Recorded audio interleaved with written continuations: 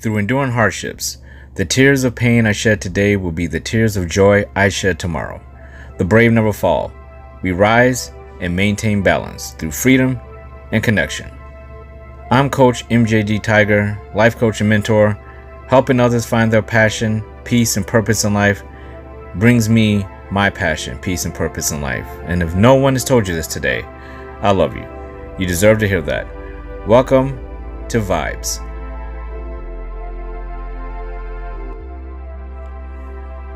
We have to be active to achieve what we feel is purposeful in our lives.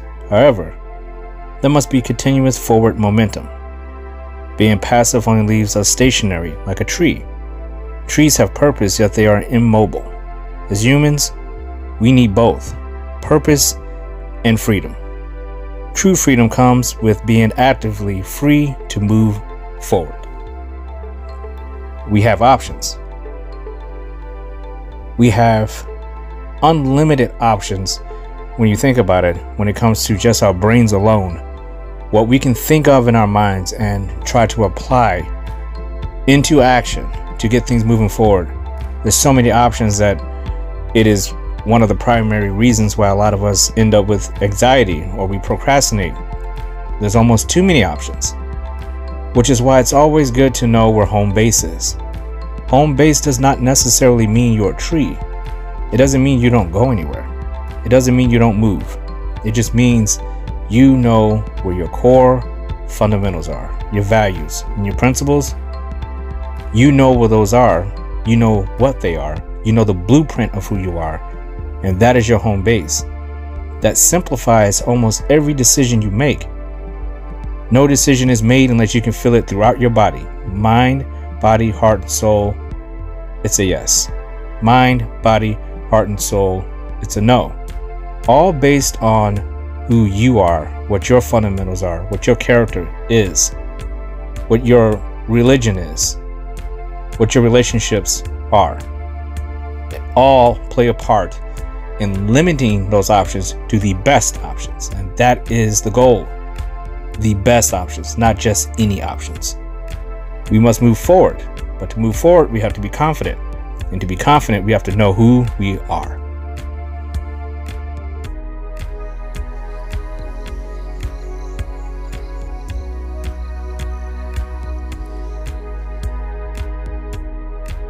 How are you feeling? How are you feeling mentally, within your mind?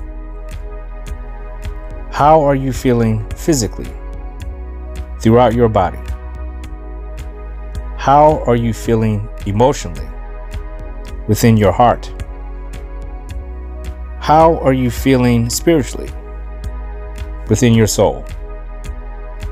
These are questions I ask myself every single day, morning, noon, and night before I lay my head down for peaceful and powerful sleep. Mind, body, heart, and soul. How are you feeling? Ask yourself that in this moment. Take a moment of silence and ask yourself, and be honest. How are you feeling?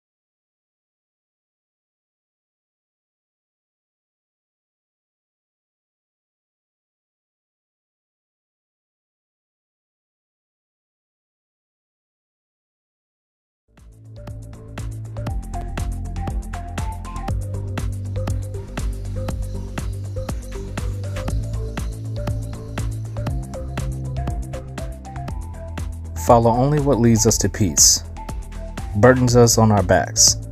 Throughout our journey of pain, often love, faith, and happiness are the only things keeping us sane.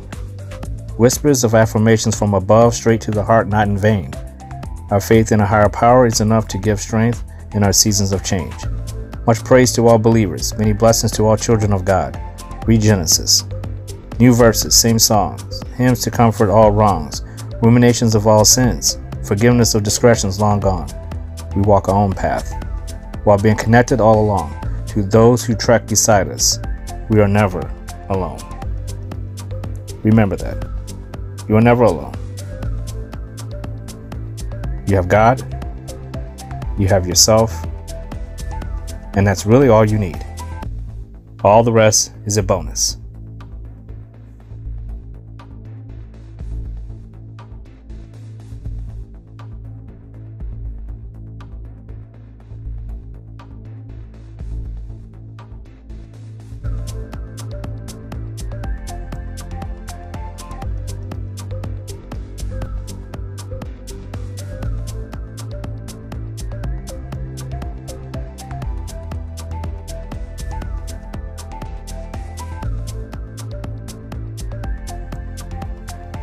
Vibes, Episode 10, Purple Skies of Self-Discovery. Someone special said to me a few years ago that if they could visit a place, one of the places they would want to visit would be a black sand beach under purple skies. And that stuck with me. It actually stuck with me for a long time because purple is actually one of my favorite colors. I love the symbolism of it.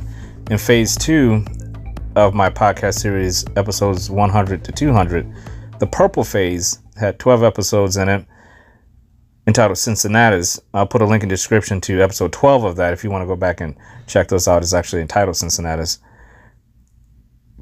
I covered what the symbolism of purple was, and one of the things I loved about it was the mystery of it, spirituality, royalty, imagination. These are things that make me further identify with this color and really love this color. It's not something that I really actually thought I would gravitate towards. I used to hate purple when I was young, when I was much younger, I should say. Didn't like the color. I used to try to wear it, and I went through this really weird phase where every time I would wear purple, something bad would happen to me. So I kind of had some weird hang up about it. It was really actually strange for a while there. Every single time I would wear purple, something I thought negative would happen. And a lot of times it did. And I got to the point where I was paranoid about it. And I actually discarded that color from my wardrobe for well over a decade. Something about that. And it wasn't until maybe a few years ago I started getting back into the color. And I really like the color in general. Is becoming one of my favorite colors. It's in the, that color of red, which is definitely one of my favorite colors. So it's just grown on me, but I am much deeper when it comes to that. I look for symbolism, and this whole podcast is going to be about breaking things down and really figuring out what things mean to us as far as who we are and the discoveries we make within ourselves every single day. And, the color purple, the wisdom and creativity it symbolizes, and fantasy and compassion, imagination, all those things. It's a color that really, when we think about it, we don't see it as much as a lot of the other colors. It's one of those colors when you think about it, you really just don't see the color purple as much as some of the other colors. At least I haven't. Or I don't pay attention to it. We will focus on things that we are paying attention to. If you love that color, you're going to see it a lot more. So maybe it's just me, I don't see it much, but I just in the medium of social media, when you look at cars, you don't see a lot of purple cars driving around. It's just one of those cars, just one of those colors that you just don't see out and about all that often, which is, out of sight, out of mind.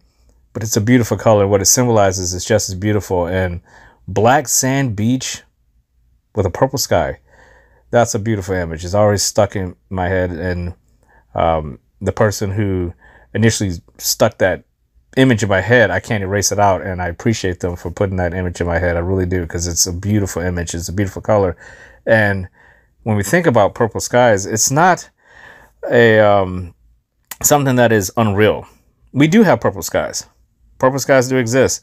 I think what part of the world you live in, you may see more purple skies than not, but there are such things as purple skies. And that's what's so great about life, is that some of the most improbable things will pop up, and that brings encouragement. That truly does. When you think about all the things that you think aren't possible until you see it, and then all of a sudden it becomes possible. And it is just one of those things, just like the purple sky. It's a very uncommon thing to see one. It's, you're much more likely to see it at sunrise and sunset. They talk about magic hour in filmmaking. You want to go out and you want to film when the sun's setting or the sun's rising, because you get all those colors. You may get that hint of purple in there. But what does a purple sky symbolize?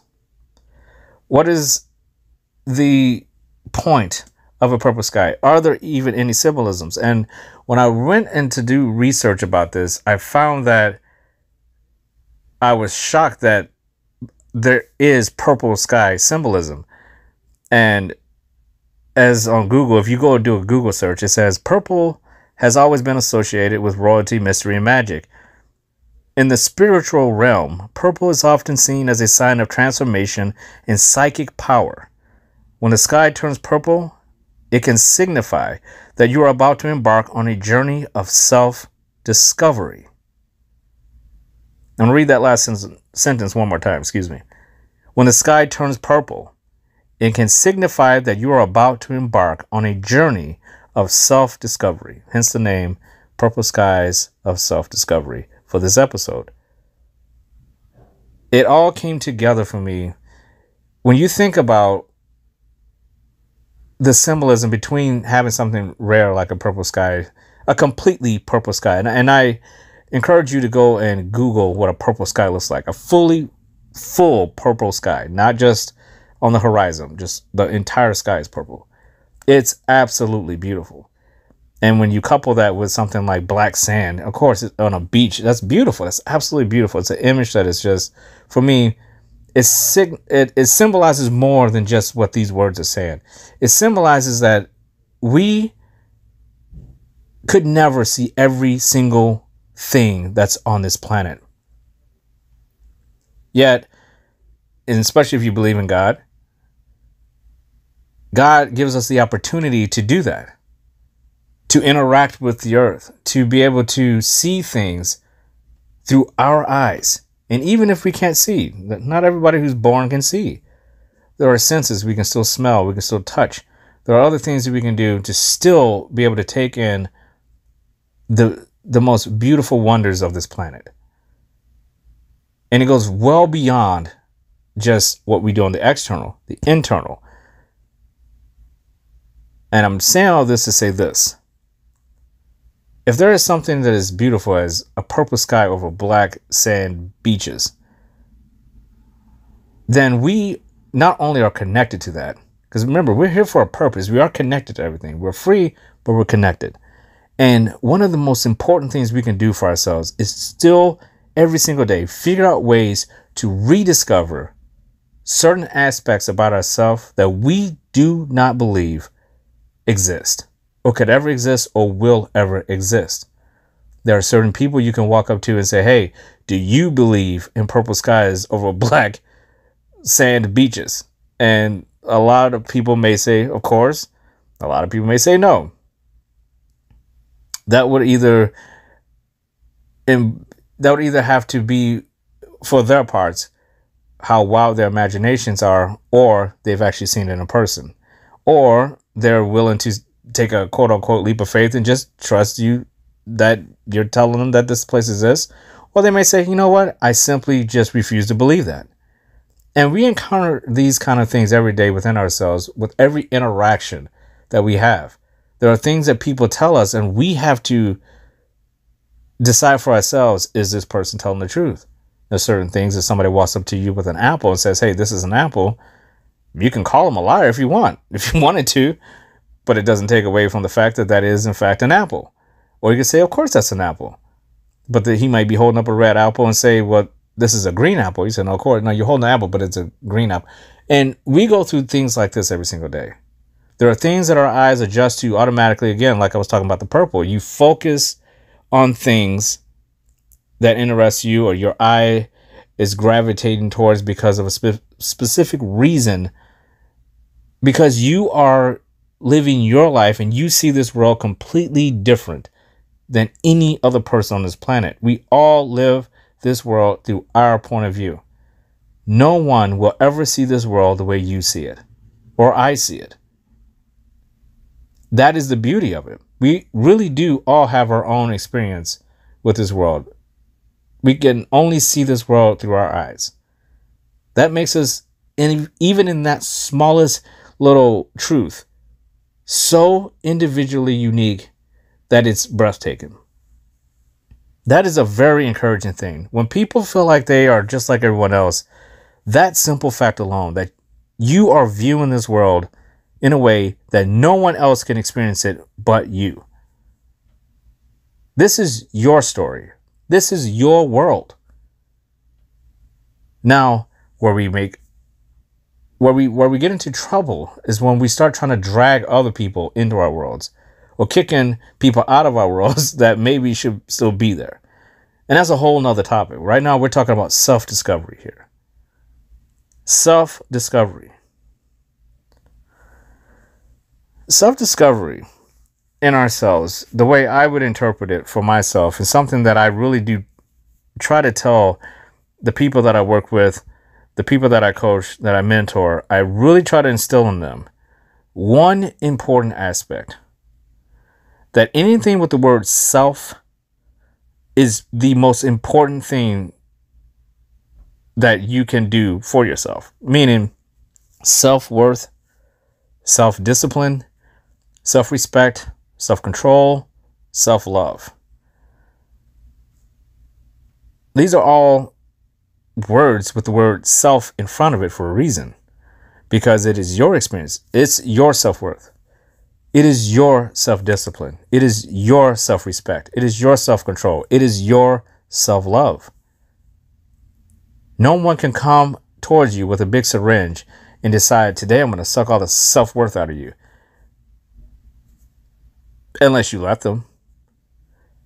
But we have to remember that every single day that we walk this earth, every single day that God gives us another day to breathe and be thankful and grateful, we have to understand that it's our responsibility to make sure that those things, those selves, self-worth, self-control, discipline, respect, all these things, we are the guardians of those things. It is up to us to make sure that we have the right defenses up for ourselves. But we can't always think about defense. We have to also think about offense. It's not about what those things, yes, they say self-discipline, self-control. It is self. But we're also giving ourselves to other people, because when we build those things up, when we really make those things a part of our life and we're taking it seriously and we're not procrastinating and acting like these things don't deserve further attention every single day. You ever go in someone's bathroom, and this is just an example, but it's an example I think I use a lot, and I've been using a lot more because it's an example, of what we can do when you maintain versus doing deep cleaning. It is much easier to maintain a bathroom and keep it clean than it is to try to detail it like you're spring cleaning every week or 2 weeks or every month. So for me, I am always a person who tries to maintain. Every single day, when I go in my bathroom, when I'm done, I wipe everything down. I'll sweep real quick. I'll wipe around the toilet. I'll wipe the sink down. It takes me no time at all. But let's say I get busy. I'm working too much. I'm working 70 hours a week. I have one day off. That one day I got to go in. I'm dreading going in there because I got a whole week's worth of stuff to take care of. in that bathroom. It's gross. It's disgusting. I don't want to go in there. I'm afraid somebody might show up and they might walk in the bath. Much easier for me to maintain it. So even if I work 70 hours, even if I only have that one day off, every time I discipline, when you walk out the bathroom, before you walk out, you are going to do a quick wipe down and you're going to sweep and you're going to quickly wipe the floor down and then you can leave. And you're going to make time for that and you're going to do it every single day. That's self-discipline. That's me saying, I don't want to wait to day 7 to do this. I want to do it every single day. It gives me a peace of mind. It's quick, it's easy, and it never gets that dirty. And I know I have the time. Even when I don't have the time, I can still make time, because if I'm maintaining, then I know it only takes a few minutes versus it's going to take me an hour because I was procrastinating or I put it off for too long. And then I'm wondering why I'm sick next week because the toilet was disgusting. It's things like that that's just an example of we are in control more often than we're not. There's another thing. There's some people will say to you, this comes along with self-discovery as well. One of the breakthroughs a lot of people have is when they realize they're in more control of things than they realize. You have people that say to you, well, I can't control this. This is completely out of my control. And I say, nope, there's one aspect of that you can control. Well, what could that be? You can control the fact that you're not in control. You can control the fact that you are not in control. And what that means is the acceptance of do only what you can do, and you stay in that realm, and it's a positive area that you're staying in. The moment you start dipping into, I simply have no control over anything, you're lying to yourself, because we all at some point have control over, at least, if nothing else, our mental capabilities of being able to perceive what we're looking at and what we're dealing with in a positive way if we choose to. Now, a lot of that comes through training. A lot of that comes through self-discipline, repetition, being able to see things through the lens of positivity at all times. Me, I'm really big on, if something's negative, I automatically say, if it's negative, there is an opposite to everything. There has to be a positive in here. Now, that positive may not even remotely, if you had a pie, the positive might be 5%, the rest is negative, but there's still some positive in there. My job is to find out whatever that small percentage is, get that, and then you start building on that, and you cut through that negativity until your pie is 100% positivity. That is not easy. So I'm not going to say that it's easy. I'm saying that mindset makes things easier. I'm saying that mindset gives you a sense of control where otherwise it may not seem it exists. I'm saying give it a shot. I'm saying why not? I'm saying if purple skies exist on this planet and they're sitting over black sand beaches and there's birds flying through the sky and there's drinks to be had and there's a good time to be had, that is the visual definition of positivity, and I want some of that. But like everything on this planet, we have to earn it. That visual isn't nearly as good if we don't earn it. That visual, that concept, that place is not nearly as good if we feel like we're an imposter and we don't belong there. Another thing to think about in self-discovery is that we can't, let's think about a frontier. If there's a frontier, a whole new, let's say another continent just rolls out of the ocean, and you get to explore it. And there's thousands of people. Everybody's going different directions. Everybody's seeing everything for the first time with their own eyeballs. You're going your way. Once you find every area, everyone search every area, you've learned everything about this new continent. What now? Well, now it's time to do something with it. What are you going to do? Well, what do we need? We need resources. We need food. We need water. We need shelter. Okay, well, who's the leader here? How is this going to work? How are we going to work together? How are we going to trade? What's the weather like?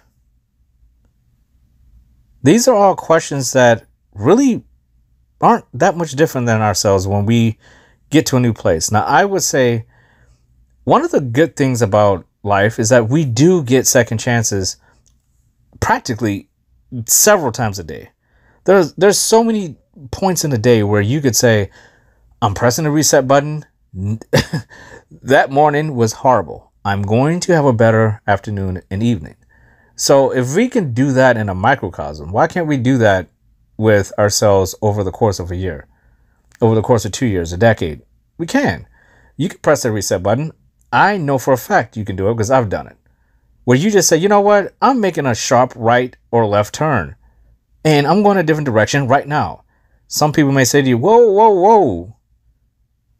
Don't you have to like warn us, like prep us, or, you know, aren't you like a little nervous about taking that turn? Like, you don't know what's up. No, let their insecurities be their insecurities. Let your beliefs be your beliefs. Let their weaknesses be their weaknesses. Let your strengths be your strengths. Let's not worry about what they have to say. Let's worry about what you wanted. If your mind, again, we're doing full body yeses here. Mind, body, heart, and soul told you to make a left or a right, then do it. As long as it's a full body yes, do it. If it's a full body no, you stay on course. But why would we make the turn in the first place? We're making the turn because something within us is saying, I want more / and or different. I want more and or different than what I am going through on my current trajectory. The current track that we're on is great, but I need to make a little bit of a turn here because there's more to be had to build onto it. It's not about being greedy. We're doing what's necessary. Again, we're doing what are our needs? We need this, we need this, we need this. I need more self-discipline, more self-respect, more self-control, more self-love. I need to build my self-worth to a point where I don't feel like an imposter standing on this black sand beach under purple skies.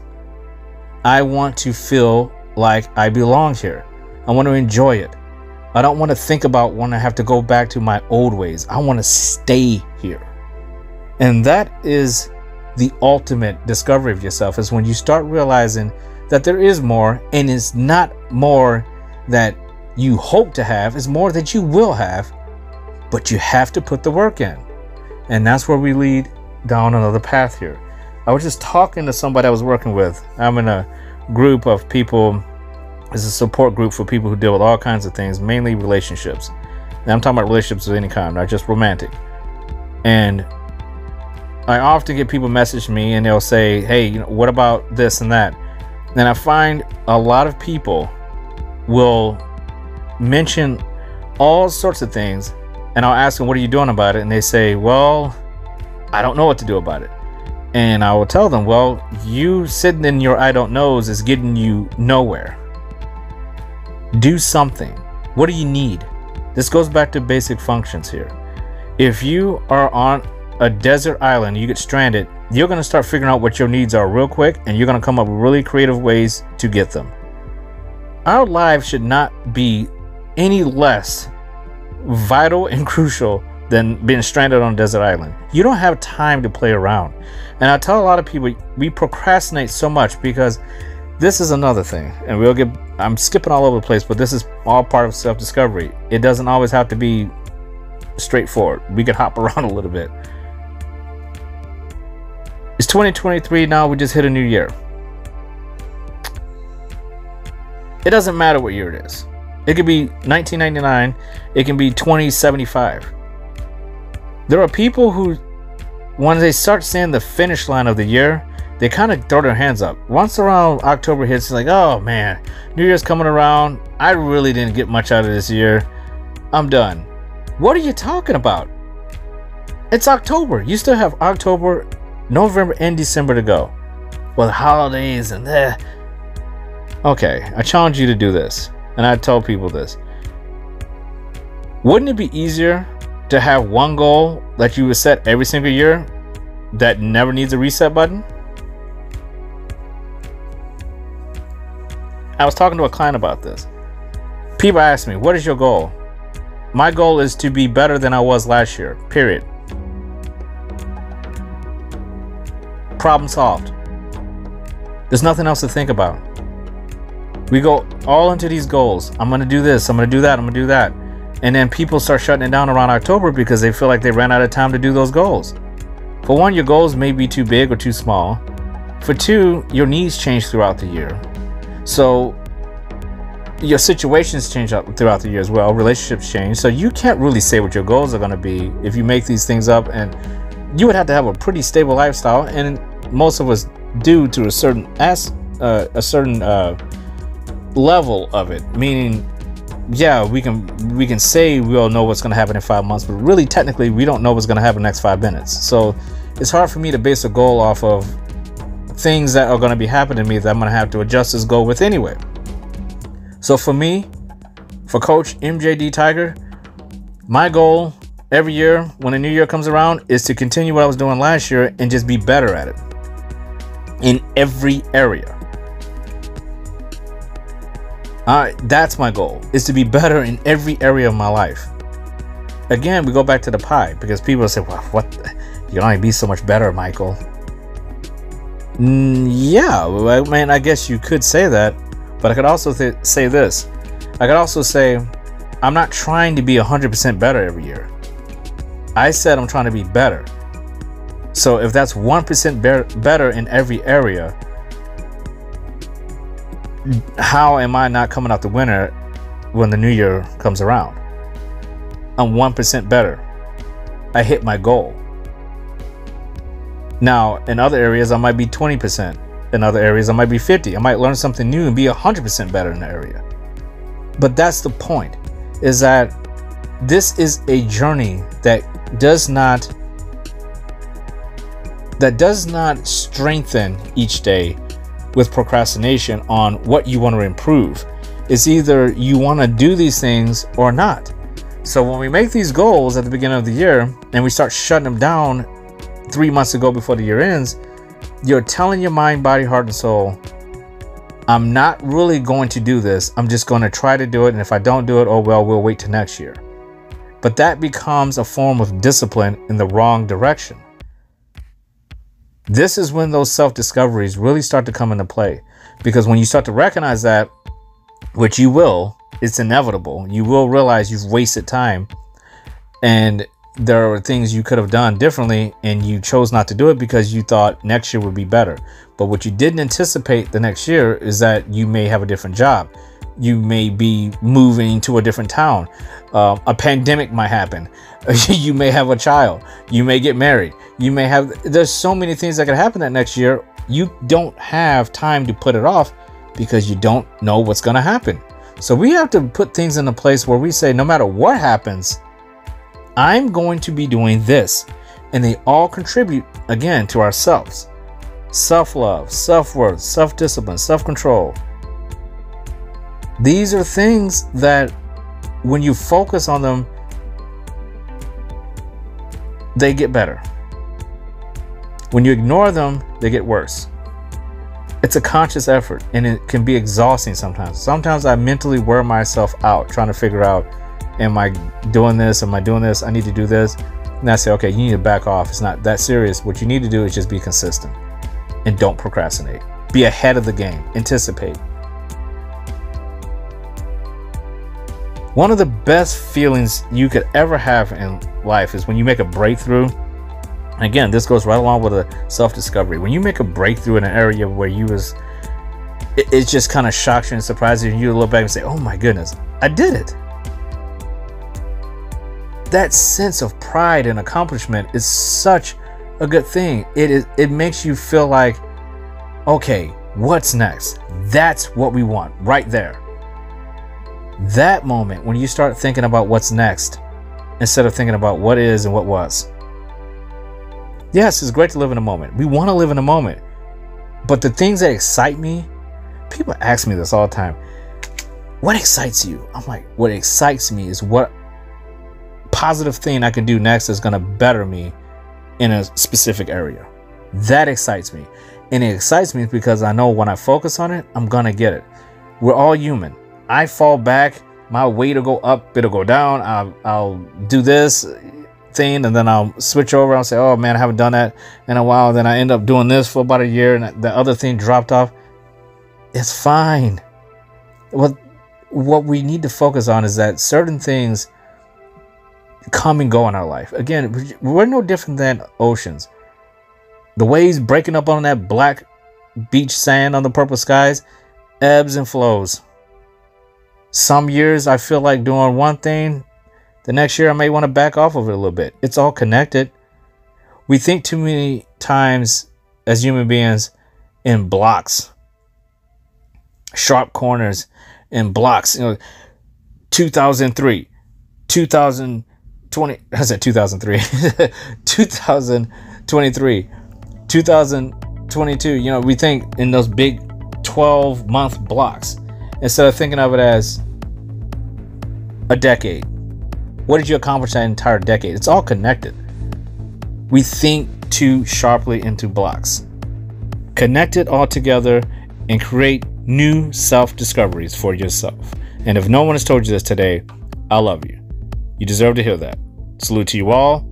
The brave never fall. We rise and maintain balance.